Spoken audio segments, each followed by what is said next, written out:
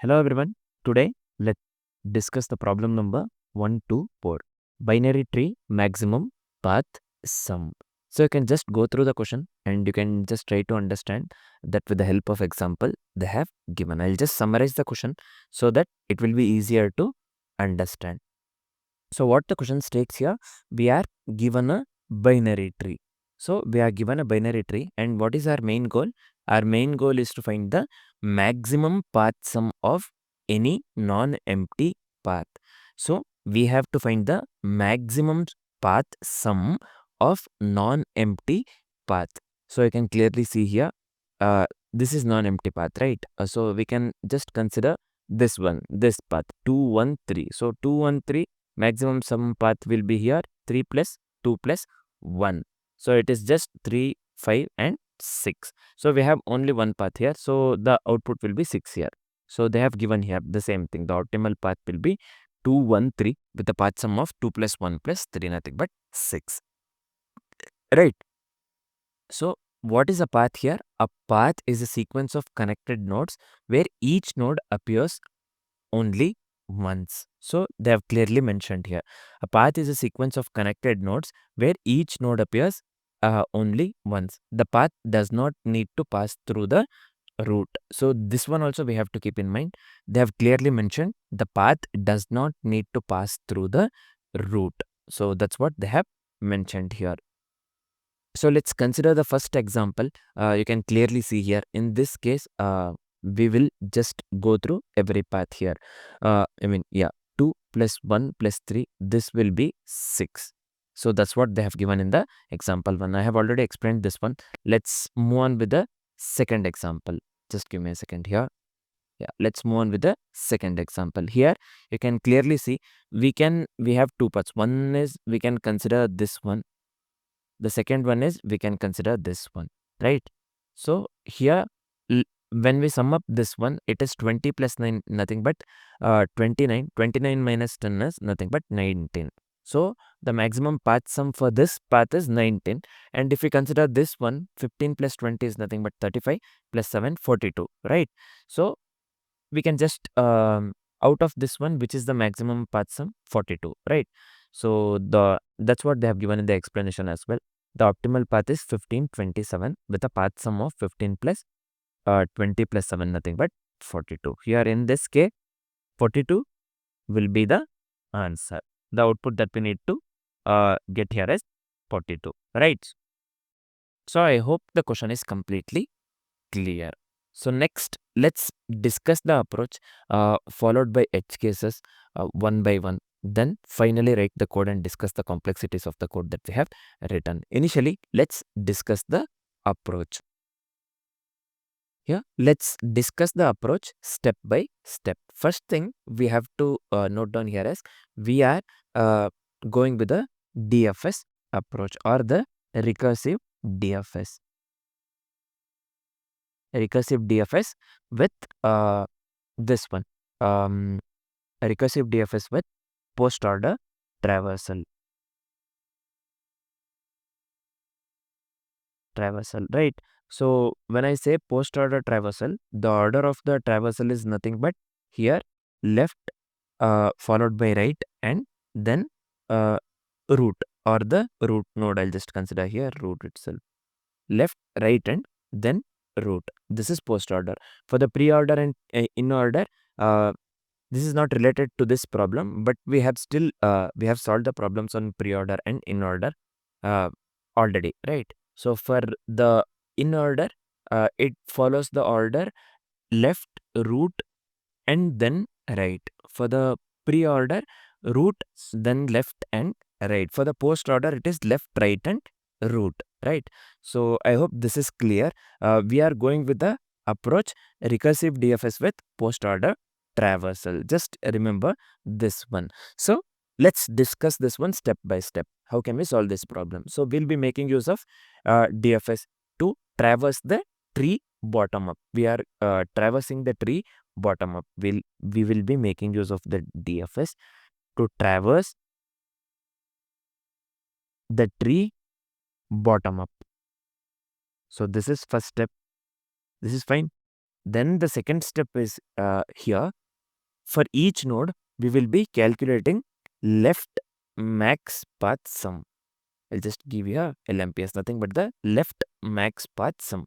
We will be excluding the negative sum. So I'll just give here excluding negative sums. And also here, one thing is, after calculating left max path sum, we have to calculate right max path sum as well. Same thing here, excluding negative sums. We are calculating left max path sum as well as the right max path sum, excluding the negative sums. And then finally, what we will do, the current maximum path sum, considering the node as a bridge, right? So we'll be considering the node as bridge, right? So what we are doing here, we are calculating left max path sum as well as the right max path sum. This we need to remember. This is fine. And third step is, we will be maintaining a global variable to store the result. So this we have to do, right? So we'll maintain a global variable to store the result, nothing but to store the maximum sum. To store max sum, will be maintaining the global variable. Anything, result, answer, you can, anything, you can just make use of any global variable. Naming convention, that is left to you. Finally, the function returns the maximum gain a node can contribute if it is used in the parent's path. This is important, just listen to it. The function returns the maximum gain a node can contribute if it is used in the parent's path. So just keep in mind, we'll be going with the recursive DFS with a post order traversal, and just remember the path of order of the post order. So order of the node that we traverse, that I have given for the post order traversal. Just remember that one. And we are making use of the DFS to traverse the tree bottom up. Just keep this in mind. And for each node, we are calculating the left maximum path sum and the right maximum path sum, excluding the negative values. Finally, we maintain a global variable to store the maximum sum that is encountered, and we, the function what we are using, that returns the maximum gain a node can contribute if it is used in the parent's path. So this is the final step. So let's see the edge cases step by step. Then let's write the code. Let's go with the first edge case, nothing but the single node tree here. Let me write it here, single node tree. So this is single node tree we have to consider. Input, let me consider 5 here. Output will be 5 as well. Here only 5. The maximum path we can just consider here 5. So this will be obviously 5. The output will be 5 here in this case. So here the only path is the node itself, we know. So this is for the condition single node tree. Next, let's move on with the second condition, nothing but all the negative values. This is for the condition all negative values. Let me consider the input here, any negative value, -5. Let me consider -10, -15 in this case. So this will be -5, -10 and -15, right? So this path, if we consider here, this will be -10 plus of -15 plus of this one -5. This will be -10, -10, -25. This will be -30, right here in this case. Sorry, plus we are doing. Just give me a second. So sorry. This one, if we consider, it will be -30, and if we consider each node value, then it will be -10, -15 and -5, right? So we can just consider this one -5 here, because we know that the maximum sum is the is just the least negative node value. When I say maximum sum is just least negative node value, here in this case it will be -5 if we just consider -5, right? So the output will be, here in this case it will be -5. So here this is for the condition all the negative values. So let's come to the third step. Third one. Let's consider tree with 0 values. I'll just give here tree with 0 values. When I say tree with 0 values, let me consider the input value 0, -1 and 2 here in this case. So output will be tree with 0 values means we are having 0 with one node, right? So at least one node contains 0 here. So here I can just write it in this way, 0, -1, 2 here. So it will be when I do 2 plus of -1, 2 minus 1 is 1, 1, 0. It will be 1. One path is 1 and I can just consider single node, that is 0, -1, 2 here. So the maximum I can consider here is 1, 2, -1 and 0. So here 2 will be the maximum, right, in this case. So the output will be 2 here in this case. So this is for the condition tree with 0 values. Let's move on with the final edge case or the fourth edge case. Nothing but tree with large depth. Here I'll just consider tree with large depth. So for this, let me consider the input. Or let me just give you input a tree with a depth of 10 to the power of 4 nodes here. So this is accordingly with the constraint, right? A tree with a depth of 10 to the power of 4 nodes if we consider. So the basically whatever the algorithm that we are making use of, that should be efficient to handle the large inputs as well in this case. So this is one thing. It should be able to handle large inputs. This is fine. These are the edge cases that we need to keep in mind. First one was for, just give me a second here. First one was for the single node tree. Second one was for tree with 0 values. Sorry. Second one was for all the negative values. Third one was for tree with 0 values. And finally, the fourth one was for tree with large depth. Means the tree should be able to, the algorithm that we write should be able to handle the large inputs, right? So these are the 4 edge cases that we need to keep in mind. Now let's start writing the code, and after writing the code, let's discuss the complexities of the code that we have written. So let's start writing the code. Here we have already discussed, we will be making use of, discussing the approach, I said we'll be making use of the global variable to store the maximum path sum. So let's declare the global variable max here. We'll just initialize this one with the negative infinity. So this I has to be capital here. This is fine. So the next step is, let's go with the helper function DFS. We are making use of the, we are going with the recursive DFS with post order traversal, right? Let me make use of the helper function DFS here. Pass the parameter n here. So first thing, base case is, we have discussed this one. If node is null, then we have to return 0. If node is null, then we have to return 0. Node I have considered n in this case. So if node is null, we have to return 0. This is the base case. And after this step, we have to recursively get the maximum path sum from left and right subtree. And while explaining the approach, I have said that we are we are finding the left maximum path sum and the right maximum path sum, excluding the negative values that we have discussed, right? So how can I write that one?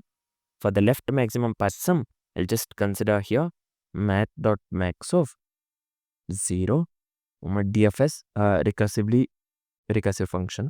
Nothing but we are making use of the function name here, right? Nodes dot left, nothing but n dot left in our case. I just copy the same thing and I'll just make the necessary changes for right here. Instead of L, I'll just consider R here.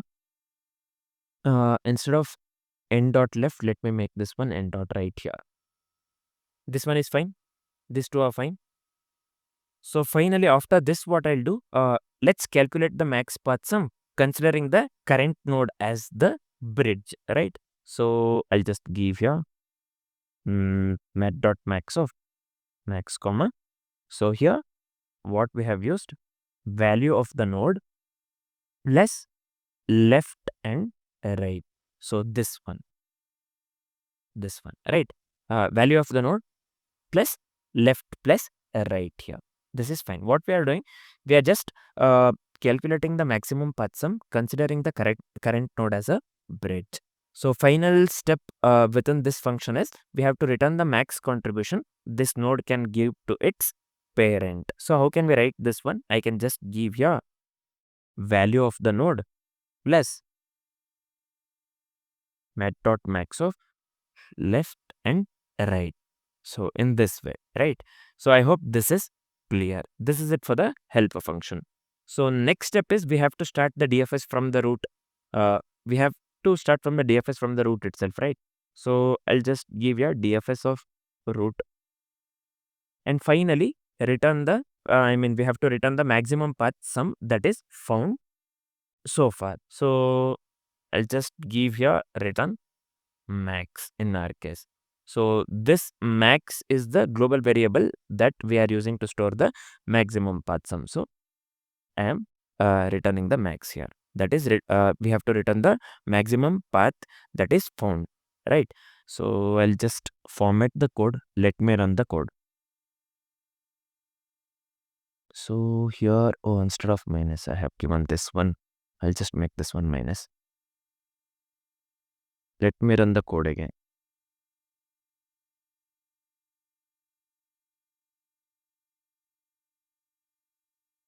What happened here? DFS of root. Root is not defined. Just give me a second here. We didn't define root here. Okay, R I have considered. DFS of, let me give here R instead of root. This is fine. So yeah, now we can clearly see the sample test cases are getting accepted. So let me hit the submit button now. So here you can clearly see all the test cases are getting accepted. So the code works absolutely fine. So let's quickly discuss the time complexity and the space complexity of the code that we have written. So the approach that we went with here is DFS post order traversal or the recursive DFS with post order traversal that we know. So what will be the overall time complexity here? Overall time complexity would be here big O of n. Why the time complexity here is big O of n? Because each node is visited exactly once. We are making use of the recursive recursive stack here. Each node is each node is visited exactly once. So the overall time complexity would be big O of n here. So what would be the space complexity here? The overall space complexity would be big O of h, because we are making use of the recursive stack space, and we know that h is nothing but the height of the tree or tree height, right? So we can just give here, consider the space complexity as big O of h, right? I hope the solution is completely clear along with the complexity that we have discussed. So I hope this is completely clear. For now, this is it. Thanks for watching, guys.